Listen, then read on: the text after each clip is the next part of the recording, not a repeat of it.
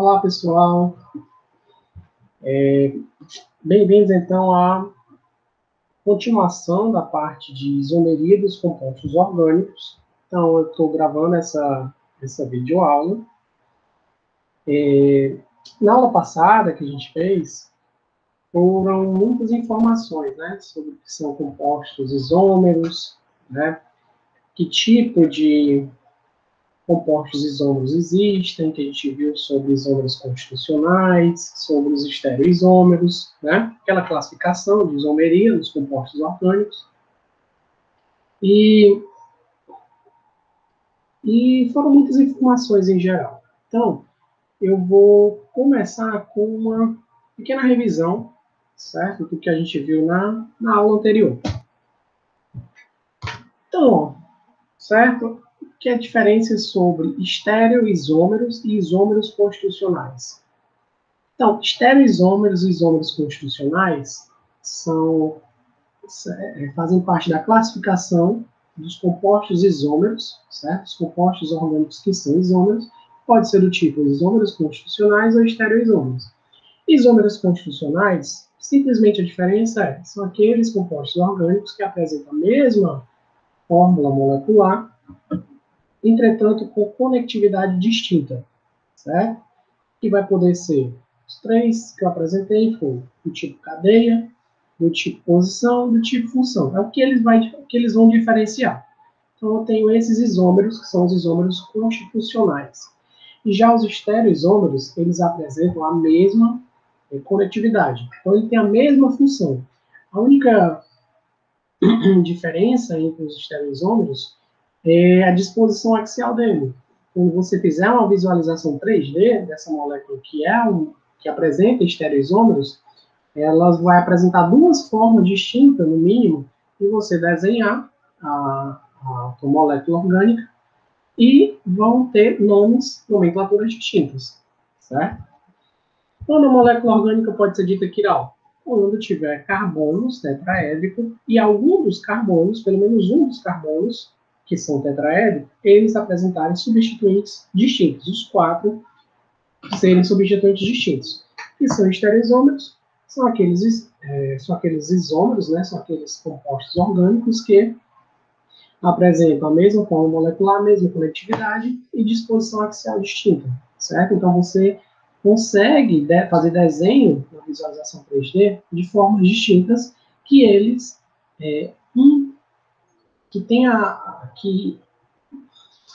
na parte dos estereoisômeros, tem a possibilidade que um seja o reflexo do outro e não seja sobreponível. Esse caso é o caso de enantiômeros. E os diastereoisômeros são aqueles estereoisômeros que não têm a relação objeto-imagem, mas são compostos que têm uma visualização 3D distintas e que a gente vai ver mais esses diastereoisômeros na aula de hoje. Mas um exemplo de diastereoisômero também são em relação àqueles isômeros cis e trans. A gente vai ver no final, provavelmente na aula, algumas aulas seguintes. Quando desenhar uma molécula de visualização 3D, quando tiver carbono quiral, quando tiver um estereocentro, certo? São sinônimos. Estereocentro, carbono quiral, centro de quiralidade, tudo faz menção a um carbono quiral. Desenhar a molécula toda só o carbono quiral, só o carbono quiral que te interessa. Não vai desenhar os outros porque o que vai diferenciar não está nos outros carbonos, não está nos outros carbonos tetraédricos que vai diferenciar do meu estereoisômero. O que vai diferenciar dos meus estereoisômeros é a disposição axial focando, né, no carbono quiral, o carbono tetraédrico e 4 ligantes distintos. Como dar a nomenclatura correta para a molécula quiral? Então, eu tenho que ter a nomenclatura RS, certo? Então, eu tenho que fazer aquele protocolo para descobrir quem tem uma disposição, quem tem uma nomenclatura, né? Com designação R, qual vai ter a designação S. O que é predominante na escolha da prioridade dos grupos substituintes é o número atômico. Quem tiver maior número atômico vai ter maior prioridade. Consequentemente, quem tiver maior prioridade, né, você vai utilizar essas prioridades para encontrar quem vai ter a designação R e quem vai ter a designação S. Se a molécula apresentar 3 carbonos quirais, quantos estereoisômeros são possíveis? É o que a gente vai ver na aula de hoje, certo? Então, na aula passada, a gente trabalhou mais com relação a moléculas orgânicas que apresentavam apenas um carbono quiral. Mas ela pode apresentar 2, 3, pode apresentar infinitos.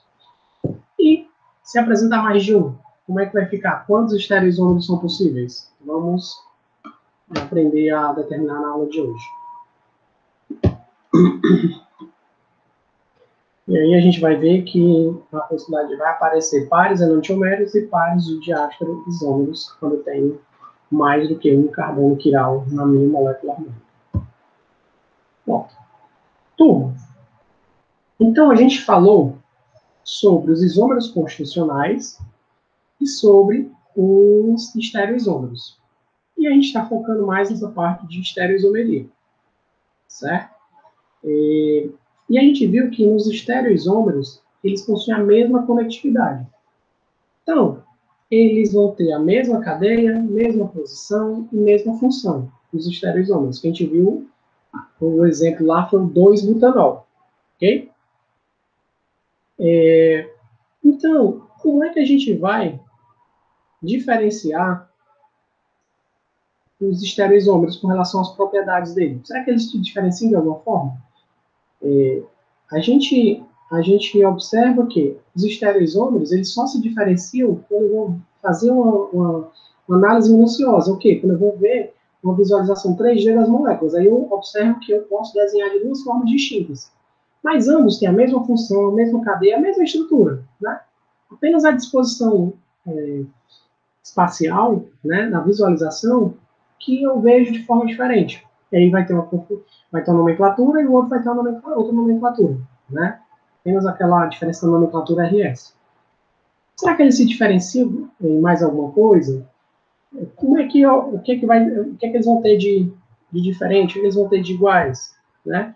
Então, até o momento foi discutido como identificar um par enantiomérico, a nomenclatura adequada para um par enantiomérico. Então, fica a dúvida, como diferenciar os enantioméricos na prática? Porque eles são muito parecidos, né? Já viu, tem a mesma forma molecular, que são isômeros, tem a mesma cadeia, a mesma posição, a mesma função. Só a disposição lá, na visualização 3D, vai ser diferente. Então, o que é que eles se diferenciam? As propriedades usuais, como densidade, solubilidade, ponto de fusão, ponto de ebulição, são idênticas, okay? Para ambos os enantiômeros. A única coisa que eles vão se diferenciar é o desvio da luz plano polarizado. Certo? Então, o que eles vão diferenciar, a única coisa que eles vão diferenciar é a sua atividade óptica. Vão desviar de formas distintas a luz plano polarizada. Ok? Então, o que é essa luz plano polarizada? Como identificar? Né? Como saber que um vai ter um desvio para um lado, outro vai ter um desvio para o outro, o que é luz plano polarizada, como identificar, quais são as características, certo? O que eu queria frisar bem esse par enantiomérico tem todas essas propriedades aqui, ó, idênticas, certo? Eles têm a mesma estrutura, mesma forma molecular, mesma função, posição, cadeia, tudo igual. A única coisa que eu vou conseguir diferenciar um par enantiomérico é com relação ao desvio da luz plano polarizada, que a gente vai ver agora. E também eles têm uma reatividade distinta com moléculas quirais. A única coisa que consigo diferenciar, os enantiômeros. Relação à reatividade com alguns compostos. Alguns moléculas quirais. Então, eu consigo identificar qual é o enantiômero que eu estou trabalhando. Então,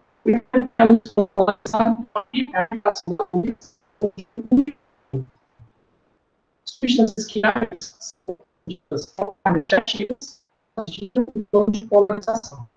Aqui essa fonte de luz. A fonte de luz ela está colocando a luz tomada em todas as direções. certo? Então, todas as direções eu tenho que a direção aqui da minha luz. Se eu utilizar um polarizador, eu consigo fazer o quê? Consigo, em vez dessa minha luz normal tá sendo emitida, né, em todas essas direções, eu consigo maximizar, eu consigo deixar ela que fique apenas em um único plano, certo? Então, se eu conseguir deixar em um único plano, eu tenho a dita luz plano polarizada. Certo? Então, eu tenho aqui a luz normal, todas as direções, e se eu utilizar um polarizador, eu consigo deixar essa luz apenas em um único plano aqui, para ela ficar aqui na direção dessa minha luz. Certo? Então, eu tenho um exemplo, né, de uma luz plano polarizada. Eu consegui polarizar, né, as direções que essa minha luz normal tinha, através de um polarizador. Então, o que é que acontece? Eu vou utilizar um tubo aqui de uma amostra que contém uma substância quiral. Então, vai passar essa luz plano polarizada. Essa luz plano polarizada tem essas direções aqui, ó. Seta para baixo e seta para cima. O que é que vai acontecer? Ao passar essa luz num tubo aqui com a amostra quiral, essa luz que estava com apenas essa única direção aqui, ó, para cima e para baixo, ela vai sofrer um desvio. Esse desvio aqui, ó, certo? Então, ela entra aqui, ó, com essa única direção aqui, e essa direção começa a sofrer um certo desvio, certo? Até o ponto que vai ficar esse desvio aqui, ó, onde está aqui a seta. Certo? Então, foi o que aconteceu. Ó, foi o que aconteceu. A minha luz, plano polarizado, que estava apenas nessa direção norte-sul aqui, ó, sofreu um certo desvio ao passar por um tubo que continha uma amostra, uma substância quiral. Certo? Então, essa minha luz plano polarizado, ó, sofreu um desvio. Esse desvio aqui é um desvio para a direita. Certo? Então, provocada por quê? Porque devido à existência de uma substância quiral. Certo? Então, eu tenho desvio no sentido horário, que vai ser um desvio positivo, e tem um desvio no sentido anti-horário, que vai ser no sentido negativo. Esse desvio, se é positivo ou se é negativo, não significa dizer que é uma configuração R ou qual é a configuração S. Teve um desvio positivo, então a configuração é R, no sentido horário. Não, não é isso não. Certo? Então, o desvio da luz plano polarizado, eu posso ter uma substância quiral com designação R, desviando para a direita ou para a esquerda, ou seja, um desvio positivo ou um desvio negativo. Certo? O desvio no sentido positivo não vai atribuir sempre a uma designação R, não. Só para frisar, são características distintas. O que eu quero mencionar como eu consigo diferenciar substâncias quirais, utilizando um polarizador, né? Utilizando a luz polarizada, um tubo contém uma amostra quiral, uma amostra com designação R ou S. Ao passar, ela vai sofrer um desvio. Se eu sei qual é a minha substância quiral aqui, a R ou a S, aí eu posso atribuir a esse desvio que ele está tendo. Certo? Então, pronto. Vamos dizer que eu, por exemplo, eu não sei. Eu coloquei uma substância quiral lá. Eu não sei qual é, se é o R, se é o enantiômero R, se é o enantiômero S. E aí, eu coloquei o R lá. Não, na verdade, eu não sei. Coloquei um dos enantiômeros. E aí, vi que o desvio foi um desvio positivo, como esse da figura. Aí peguei a minha outra molécula, com a designação S, o meu outro enantiômero.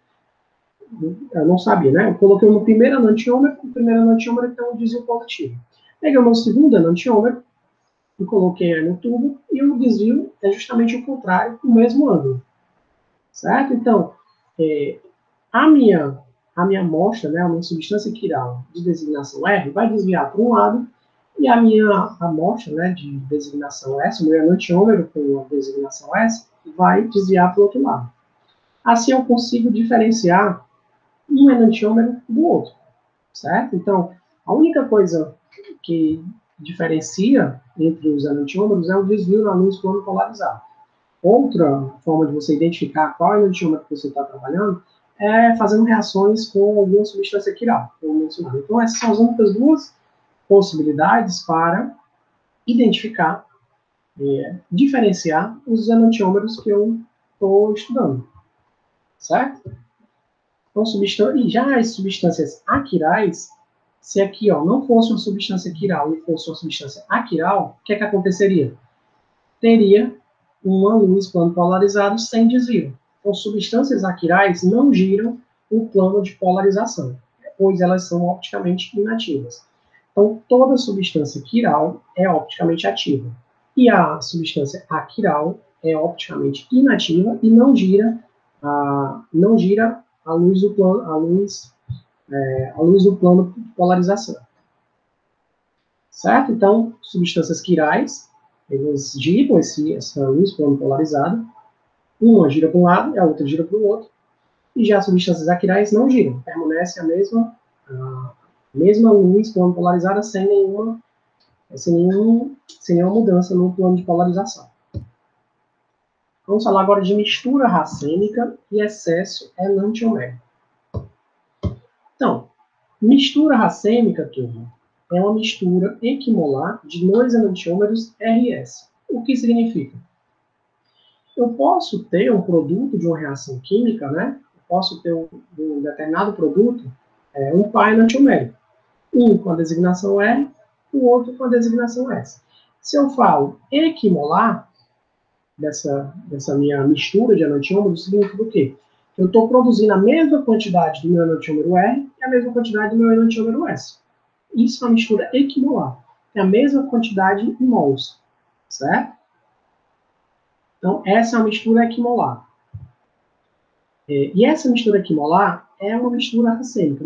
Quando fala de mistura racêmica, é uma mistura de enantiômeros com a mesma quantidade em mols. Ok? E acaba tendo como característica, essa mistura racêmica acaba não desviando a luz plano polarizada, pois os desvios de cada um dos enantiômeros se anulam. Bom, então, cada um dos enantiômeros, eles são opticamente ativos. Okay? Um vai desviar para um lado e o outro vai desviar para o outro. Na mistura racêmica, quando é a mesma quantidade de mols desses dois enantiômeros, o que é que vai acontecer? Um vai desviar para um lado, em um certo grau, e o outro vai desviar para o outro lado, em um certo grau. Só que esse ângulo de desvio, como eles estão na mesma quantidade de mols, vai ser o mesmo ângulo. Sendo o mesmo ângulo, quando eu juntar, né, com uma mistura desses dois enantiômeros, quando eu juntar esses dois, o desvio de um vai anular o desvio de outro. Acaba que a mistura, como um todo, essa mistura racêmica, ela não desvia a luz plano polarizada. Por quê? Como eu tenho a mesma quantidade de mols de cada um dos dois enantiômeros, se eu passo lá no luz plano polarizado, a mistura acaba não girando, não mudando a luz plano polarizada. Então, a minha mistura racêmica tem como característica de não desviar a luz plano polarizada. Por quê? Porque tem a mesma quantidade de mols de cada um dos enantiômeros, cada um vai girar para um lado, com o mesmo ângulo, e quando estão na mistura, esse ângulo vai se anular.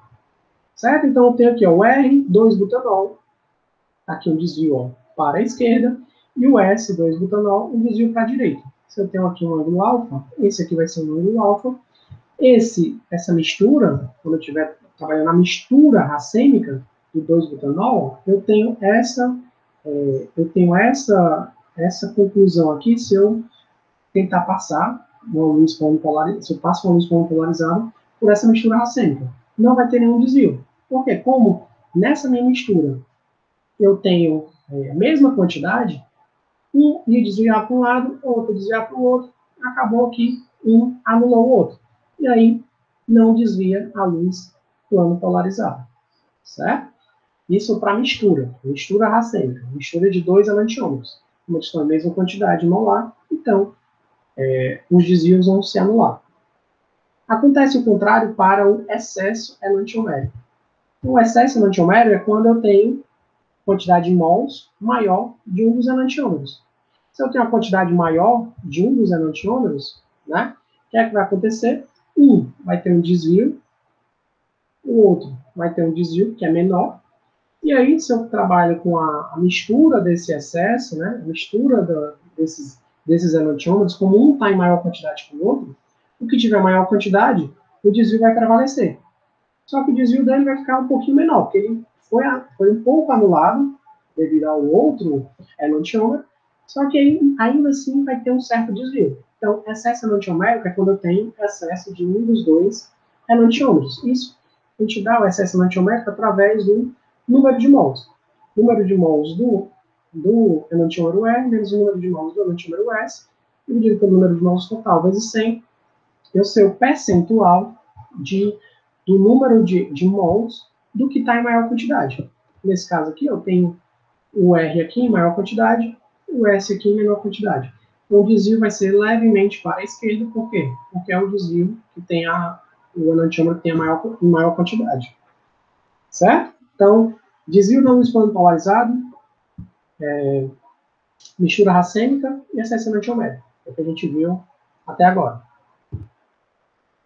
Agora, vamos trabalhar com moléculas com mais de um centro de quiralidade. A gente viu que o 2-butanol, né? 4 carbonos, o OH,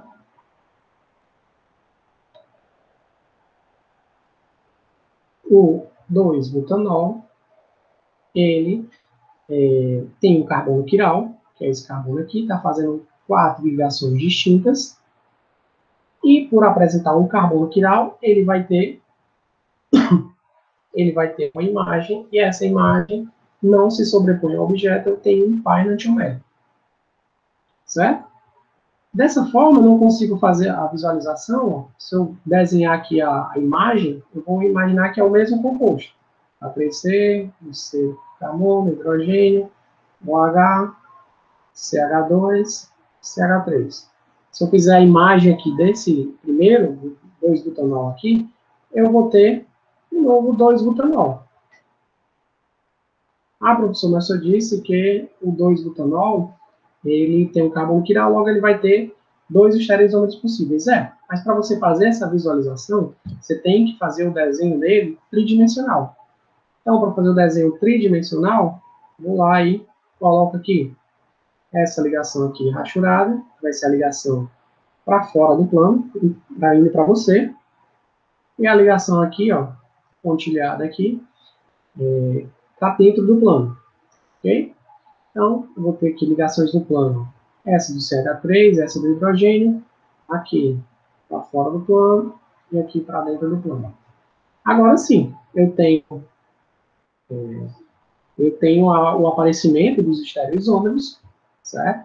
Um vai ter uma designação R e o outro vai ter uma designação S. Quem vai ser o R? Quem vai ser o S? A gente pode verificar aqui pela prioridade. Quem tem maior prioridade é o oxigênio aqui, depois é esse aqui o segundo, aqui é o terceiro e aqui é a quarta. Então, você vai e gira do primeiro até o terceiro, passando pelo segundo. Então, do primeiro até o terceiro, passando pelo segundo, a designação seria R. Antes de você confirmar, né, de assumir que é o R, você observa. O grupo de menor prioridade quem é? Opa, é o hidrogênio. Ele está na linha tracejada? Não, não está. Se não está, então você vai ter que trocar ele. Você vai ter que mudar o hidrogênio com quem está na linha tracejada. Ao fazer essa mudança, essa designação que era R vai virar S. Por que eu tenho que fazer isso? Porque é aquele protocolo. Antes de você dar a atribuição R ou S, você precisa colocar o grupo de menor prioridade na posição para dentro do plano. Então, para dentro do plano, aí você vai ver, você vai fazer uma visualização naquela imagem, na visualização lá da projeção de Newman, onde você vê apenas os 3 grupos de maior prioridade. E o grupo de menor prioridade é como se você estivesse vendo aqui, porque se você estivesse vendo aqui o carbono, aqui o hidrogênio, aqui o hidrogênio, aqui o CH2 e CH3, CH2, CH3, e aqui quem está, opa, não, Então, vou ver aqui o hidrogênio, aqui o H e o CH3. Então, do jeito que está desenhado aqui, ó, se eu quero fazer uma projeção de Newman, quem tá no do jeito que está aqui, quem está no plano, são esses aqui, ó. É o grupo de maior prioridade, o primeiro. É o grupo de de terceira prioridade. E o grupo de quarta prioridade, certo?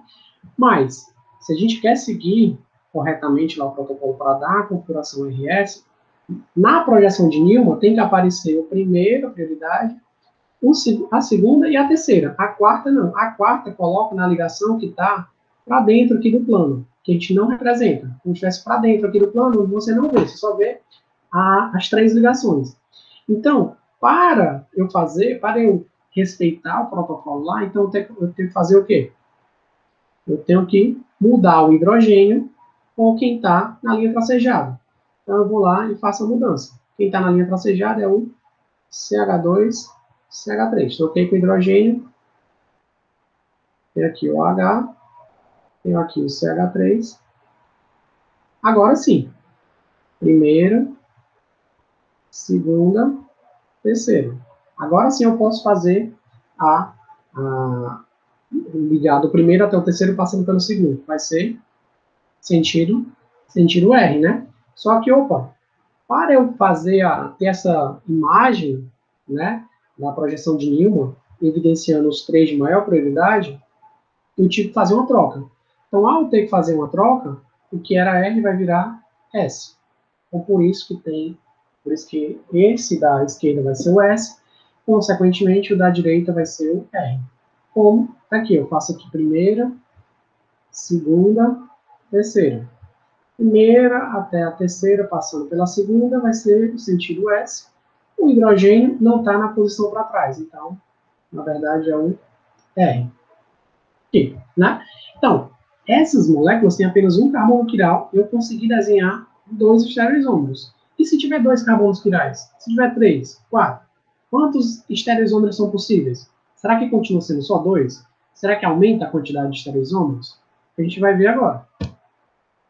Então, moléculas com mais de um centro de quiralidade, que já responde a pergunta. Quantidade máxima de estereoisômeros possíveis é 2 elevado a n, onde n é o número de centros quirais. Então, para o 2-butanol, eu tenho um n igual a 1, eu tenho apenas um carbono quiral.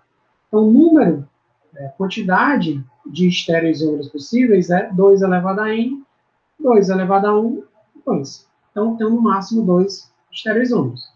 E se eu tiver um n igual a 2? Então, a quantidade de estereoisômeros máximos possíveis é 2 ao quadrado, ou 4. Então, se eu tenho dois carbonos quirais, eu tenho a possibilidade de ter 4 estereoisômeros possíveis. Certo? Então, eu digo possíveis porque nem sempre eu vou ter esses 4 totais aí. Totais não. Existe um tipo de molécula, um exemplo de molécula, que vai ter um número menor do que o número máximo de estereoisômeros possíveis. Se não for esse exemplo, essa exceção, então sempre vai ter o número máximo. E o 3 cloro, 2-butanol. Aqui, ó, eu já consigo observar que esse é um carbono quiral e esse também é um carbono quiral. Então, 2 carbonos quirais. Então, o número máximo de estereoisômeros possíveis é 4. Quais são os 4? Certo? A gente pode desenhar. Não sei se eu coloquei no próximo slide. Então, quando a molécula apresenta apenas um centro de quiralidade, pode-se afirmar que a molécula é quiral. Entretanto, quando possui 2 centros de quiralidade, nem sempre a molécula será quiral. Existe uma exceção. Essa exceção vai ser uma molécula aquiral. Então, você tem como identificar se uma molécula é quiral ou aquiral, não exclusivamente pela quantidade de carbonos quirais, certo? Um carbono quiral faz essa molécula ser uma molécula dita quiral. 2 ou mais, me dá uma dúvida. Será que cai na exceção? Aí eu consigo. Já a gente vai ver que consegue já identificar se cai ou não na exceção, e assim a gente já consegue estimar, né, imaginar quantos os números exatos de estereoisómeros que vai ter esse meu composto orgânico. Já posso afirmar que esse 3-cloro-2-butanol não cai na exceção e vai ter os 4 estereoisómeros possíveis. Vou ver que se eu desenhei. Quais seriam os possíveis estereoisómeros do 3-cloro-2-butanol? Então, eu tenho esse, é o primeiro, que é o 2S, 3R, 3-cloro-2-butanol. Esse é o nome. Esse daqui, ó, era o nome dele na visualização 2D, né? 3-cloro-2-butanol. O fato dele ter esses 2 carbonos quirais fazem com que ele tenha a possibilidade de ter até 4 estereoisómeros. Eu mencionei que ele vai ter os 4 estereoisómeros. Então, como é que eu consigo diferenciar os 4 estereoisómeros? Por essa estereoisomeria aqui, ó. Eu vou dar a designação S para o carbono quiral e R aqui para o outro carbono quiral. Por que esse é o 2S e 3R? Por que não é o 2S? Por que não é o 2S e 3S? Por que não é o 2R e 3R? Certo? Para um estereoisômero com 2 carbonos quirais, ele tem essas possibilidades aqui, ó. Ou ele é o SS, ou ele é o RR, ou ele é o SR, ou ele é o RS. Certo? Então, eu tenho essas 4 possibilidades. Essa daqui é o SR. É essa daqui. Só que antes do S e antes do R, eu tenho que dizer qual é o carbono que eu estou identificando com a designação S e qual é o carbono que eu estou identificando com a designação R.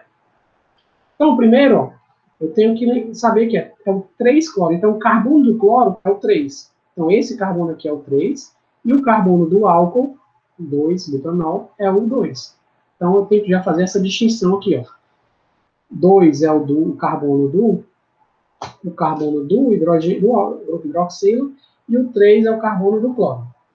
Certo? Então, ó, nesse aqui de cima, ó, eu tenho o quê? Ó? Eu tenho esse é S e esse é R.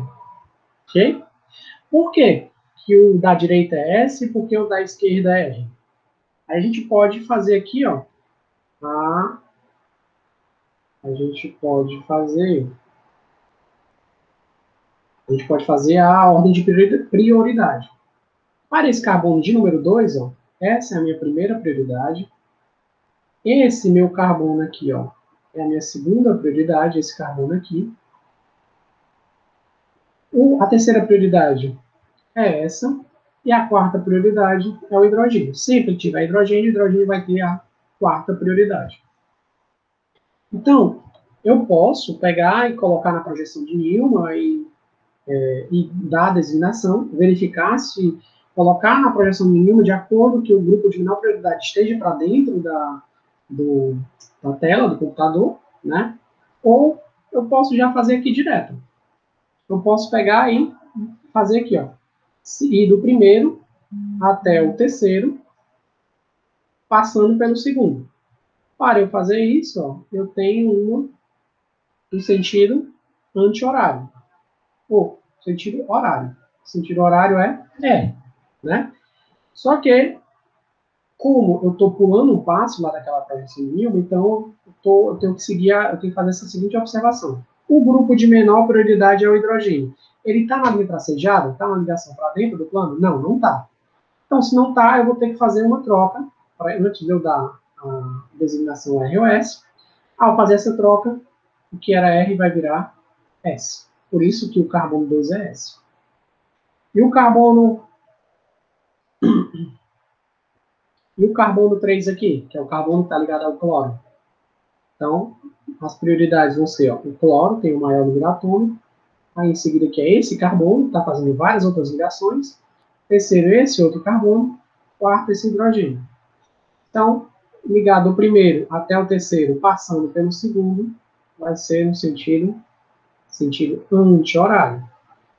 O hidrogênio, grupo de menor prioridade, está na linha tracejada? Não. Então, eu vou ter que fazer uma troca, na verdade, é o R. Então, por isso que é o 3R e o 2S. Certo? E aí, se eu quero saber os outros 4 estereoisómeros, aqui é importante. Se eu quero saber os outros 4 estereoisómeros, o que é que eu posso fazer? Eu vou e coloco aqui um espelho. Um espelho, eu vou lá e observo que o espelho desse meu primeiro estereoisômero, né? Eu tenho um segundo estereoisômero, sempre. Sempre eu tenho o meu segundo estereoisômero. Então, verifico se é um espelho mesmo. O grupo hidroxila está aqui mais próximo do espelho, o CH3 aqui também, aqui a linha tracejada, aqui a linha no plano, tenho que respeitar tudo igual para ter a imagem. O hidrogênio aqui está para baixo, outro hidrogênio aqui também, CH3 e Cl. Então é o espelho. Se é o espelho, então eu já posso te garantir que o carbono que está do cloro, que é o carbono 3, qual é? Esse aqui. Ele vai ter uma configuração inversa do carbono que está do cloro na minha primeira estrutura. Então aqui ele é R. Então se eu estou olhando aqui o espelho, ele vai mudar de configuração. De R ele vai virar S. E o carbono 2, que é o carbono da hidroxila, ele era S e aqui ele vai ser R. Ah, professor, a gente está falando que vai ter troca, por isso que está mudando. Não, não é troca não. Eu já estou prevendo a designação desses dois carbonos. Dizer que eu não me toquei disso. É um espelho, ele vai ter a configuração contrária, mas guardem lá, que é o S e o outro não é o R, né? Então vamos lá, vamos descobrir a designação de cada um desses carbonos. Então esse carbono 2 vai ter o quê? Primeira prioridade, segunda prioridade, terceira, quarta. Lembrar que o hidrogênio não está na linha tracejada, então vai ter uma inversão da configuração. E aí, então, do primeiro até o terceiro, mas passando pelo segundo, eu tenho uma orientação em sentido anti-horária é S. Só que o hidrogênio não está na linha tracejada. Então, para eu dar essa nomenclatura, essa designação, eu tenho que fazer uma troca. Tenho que colocar o hidrogênio para dentro. Então, vai ser o R. Opa, igual aqui, ó. E esse aqui, ó, é para ser S. Um desses vai ser S. Que é a primeira. Vou fazer de outro cor aqui. Primeira, segunda, terceira, prioridade, quarta. Como é que eu descubro as prioridades em relação a número atômico? Quem tiver o maior número atômico tem maior prioridade. Então, do primeiro até o terceiro, passando pelo segundo, vai ser o sentido horário. Sentido é R. Só que o hidrogênio, grupo de menor prioridade, não está na linha tracejada. Então, eu vou ter que fazer uma mudança. A configuração correta desse carbono, que está ligado ao cloro, é essa. Então, esse vai ser o 2R, 3S. E continuação do nome dele aqui, ó. Esse é o 2R3S. Ele tem a relação objeto-imagem e não se sobrepõe. Por quê? Porque ele tem a designação diferente. No da esquerda, na estrutura 1, o carbono 3 é R. No da direita, o carbono 3 é S. Houve uma inversão na configuração, que eu já imaginava. Mas aí eu fui lá e confirmei. Sempre que eu tiver a imagem do objeto, a designação dos carbonos da imagem é o inverso da designação do carbono da minha estrutura, do meu objeto, da minha primeira estrutura. Então, eu tenho 2R, 3S, 3-cloro, 2-butanol. O que vai diferenciar esse estereoisômero do outro é a estereoisomeria aqui dos carbonos quirais. Professor, os outros carbonos, não preciso colocar se o primeiro carbono é R ou S, não. A única designação R ou S é para os carbonos quirais. E aí, ó, descubro o terceiro e o quarto. Professor, saber o segundo foi fácil, né? Eu peguei a imagem. E saber o terceiro e o quarto, como é que eu posso fazer? A dica é, se você já tem, ó, duas estruturas desenhadas, né? Você tem essa estrutura 1 e tem essa estrutura 2. Como é que você vai encontrar a estrutura 3 e a estrutura 4? O que é que você vai fazer? Lembrar que na aula passada eu mencionei que qualquer troca vai ter mudança na configuração do carbono quiral, né? Então o que é que eu posso fazer? Eu posso fazer, ó, em um dos carbonos quirais, eu posso fazer uma mudança de substituintes.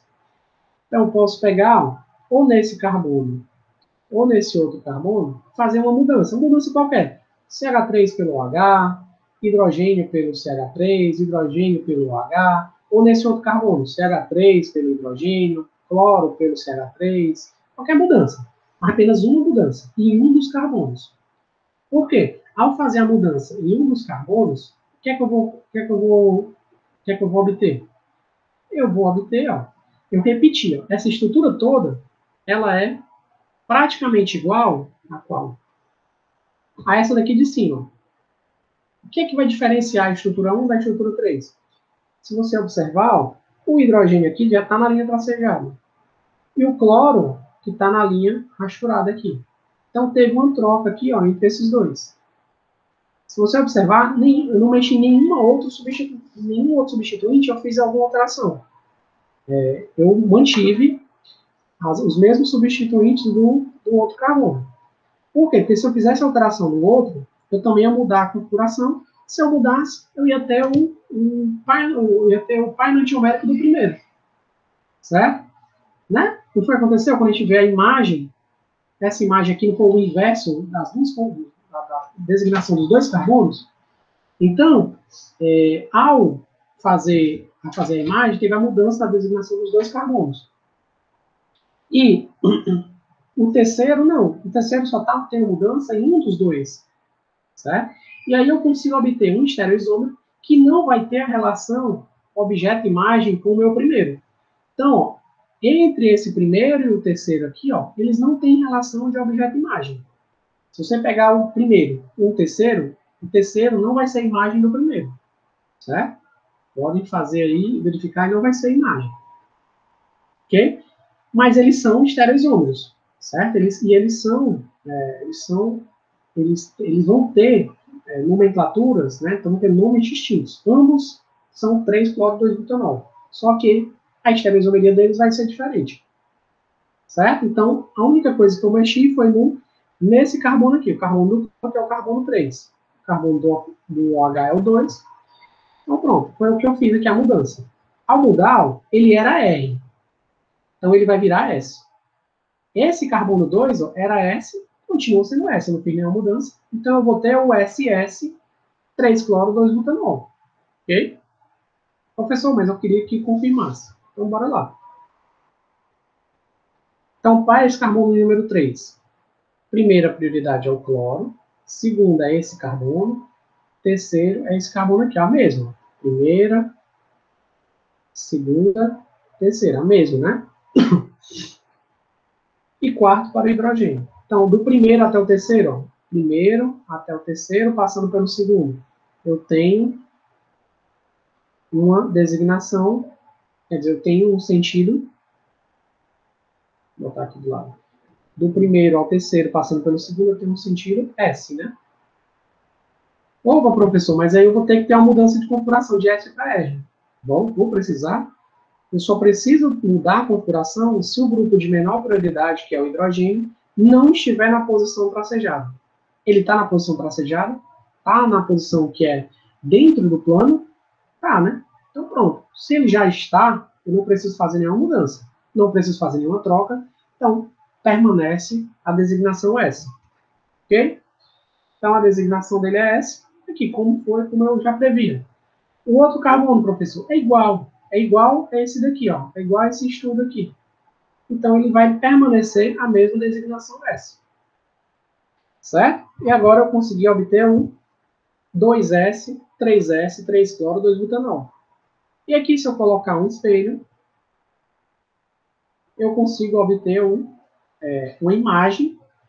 O 4 é a imagem do 3, e eles vão ter uma relação de par enantiomérico. Então, pares enantioméricos, eu tenho aqui ó, 1 e o 2, e outro par enantiomérico aqui, o 3 e o 4. Ok? Então, lembrando lá na divisão lá de estereoisômeros. Estereoisômeros eu tenho enantiômeros e diastereoisômeros. Então, para uma molécula orgânica com 2 centros chirais, nesse caso vai ter 4 estereoisômeros possíveis. Então, o primeiro e o segundo, eles são ditos que eles são pares enantioméricos, tem a relação. objeto-imagem e não é sobreponível, e o 3 e 4 também. Ele tem a relação objeto-imagem e não é sobreponível. Professor, e do primeiro para o terceiro? Ou do primeiro para o quarto? Eles não vão ter relação objeto-imagem. Você pode mudar, pode tentar girar a molécula de nenhuma forma. O primeiro, o quarto ou o terceiro vai ser a imagem do primeiro. Então, eles não têm relação objeto-imagem, mas são isômeros e têm nomenclaturas distintas. Então, eles são exemplos de diásteros isômeros. Certo? Então, se eu te pergunto quais são os pares enantioméricos e os pares de diásteros isômeros, eu posso dizer que os enantiômeros, né, os enantiômeros são o quê? É o par 1, 2 e o par 3, 4. Se eu pergunto quais são os pares de diásteros isômeros, eu tenho 1, 3 e o 1, 4. Ou posso ter o 2, 3 ou 2, 4. Certo? Então, eu tenho essas possibilidades aqui dos enantiômeros e que quais são os diastereisômeros? São esses pares aqui. Certo? Então, pronto. Alguém pode perguntar, professor, mas já estava desenhado aí o meu primeiro estereoisômero. Se eu não soubesse o meu primeiro estereoisômero, como é que eu poderia desenhar? Você pode desenhar do jeito que você quiser. Se só te pergunta, o 3-cloro-2-butanol tem quantos estereoisômeros possíveis? E desenhe todos os estereoisômeros possíveis. O primeiro desenho, como você está pedindo para você desenhar, você desenha do jeito que você quiser. Professor, né, nesse primeiro exemplo, você colocou o cloro na linha tracejada, né, e o hidrogênio não colocou. Aí acabou dificultando, né? Por quê? Eu tive que fazer uma troca, né? Eu tive que ter essa observação. Eu queria desenhar já colocando o hidrogênio na linha tracejada. Beleza. Pode fazer o desenho. Aí você só descubra qual é o estereosômero que vai ficar. Vai ser o 2S, 3S, vai ser o 2S, 3R, ou vai ser o 2R, 3S, ou vai ser o 2R, 3R. Né? Qual dos quatro? Aí você identifica. Tira a imagem então vai ter os carbonos quirais, vão ter a designação inversa. Pronto, fiz dois. O terceiro, você pega e faz alguma alteração num dos dois primeiros. Pega um dos carbonos quirais, por exemplo, pega o primeiro, um dos carbonos quirais, você vai lá e faz uma mudança. Ao fazer a mudança, você já conseguiu obter o terceiro estereoisômero. E o quarto é a imagem do terceiro. Pronto. Se você consegue obter os quatro. Então, se eu tivesse 3 carbonos quirais, aí eu teria quantos? Eu teria 8 estereoisômeros possíveis.